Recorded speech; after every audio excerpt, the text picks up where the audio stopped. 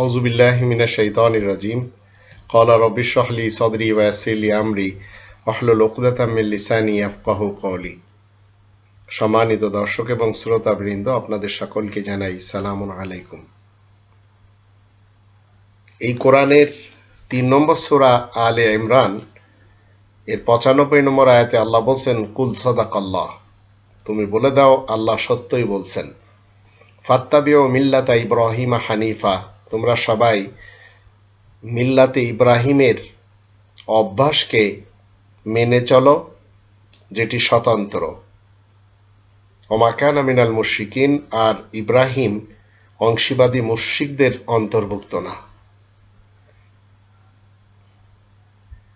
বাবা আদম ইব্রাহিম রাসূলকে, বাবা আদম ইব্রাহিম নবীকে মেনে চলতে হবে, কারণ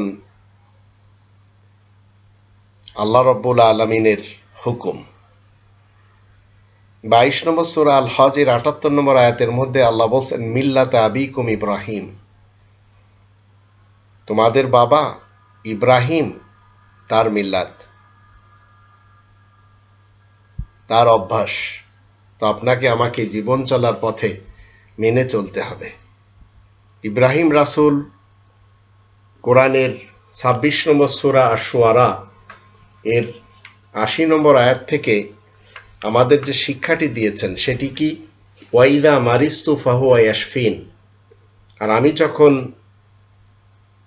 রোগী হই, অসুস্থ হই, মরিজ হই, তখন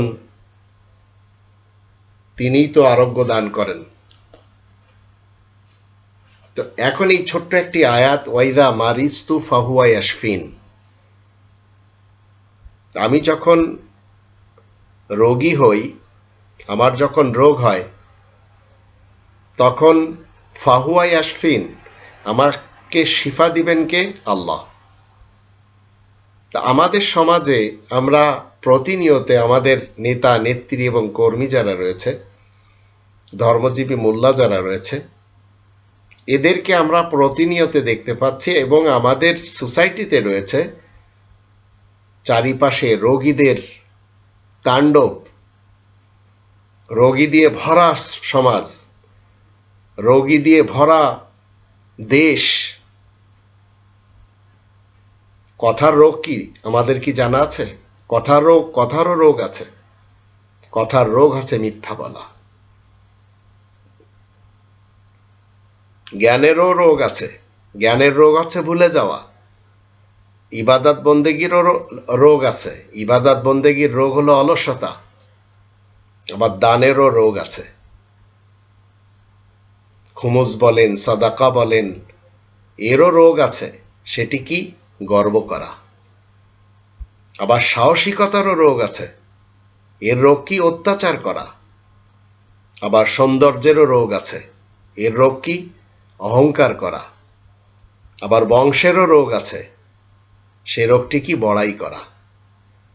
তো ওয়াইদা মারিস্তু ফাহুয়া ইয়াশফিন, আমি যখন রোগী হই তখন শিফা তিনি দেন। তো আপনার আমার ভেতরে এই টাইপের রোগ যদি থাকে, এগুলি আল্লাহ তাআলার আয়াতের মাধ্যম দিয়ে নিজেকে শুধরে নিতে হবে। আর এর জন্য আপনাকে কি করতে হবে?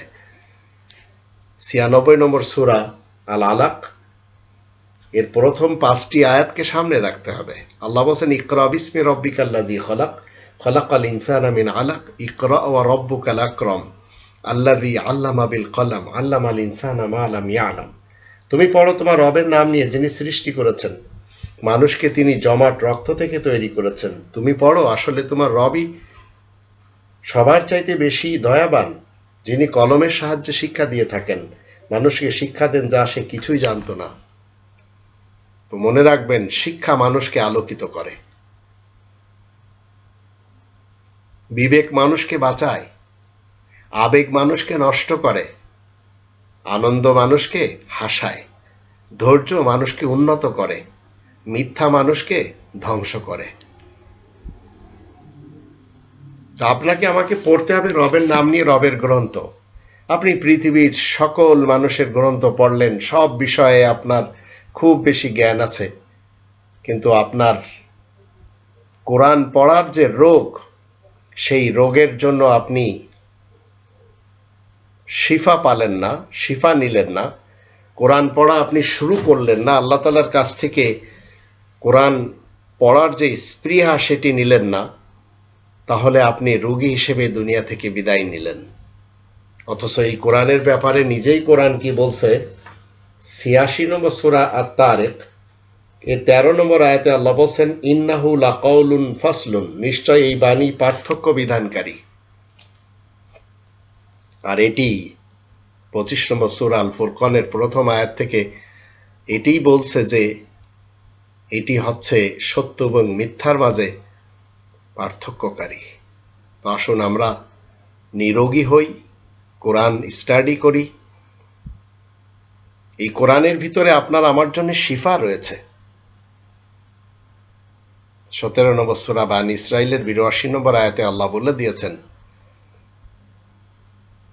ওয়ানুনাজ্জিলু মিনাল কুরআন মা হুয়া শিফাউন ওয়া রাহমাতুল লিল মুমিনিন ওয়া লা ইয়াজিদুয যালিমিনা ইল্লা খাসারা। আল্লাহ বলছেন যে আমি কোরআন থেকে নাজিল করি এমন জিনিস যা আরোগ্য, ওয়া রাহমাতুল লিল মুমিনিন, আর মুমিনিনদের জন্য রহমত,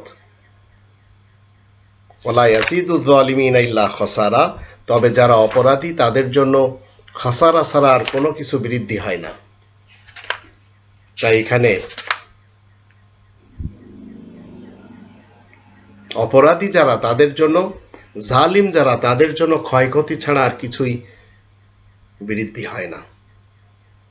তো এটি ১৭ নম্বর সূরা বানী ইসরাইলের ৮২ নম্বর আয়াত থেকে আমরা জানলাম। তো এই আয়াতগুলির দৃষ্টিতে আসুন আমরা রোগ মুক্তি হই এবং নিজেরা নিজেদের ব্যক্তিত্বকে কোরআনের আওতাধীন এনে জীবন কাটাই। আল্লাহ আমাদের সেই তৌফিক দান করুন। ওমা আলাইনা ইল্লাল বালাগুল মুবিন।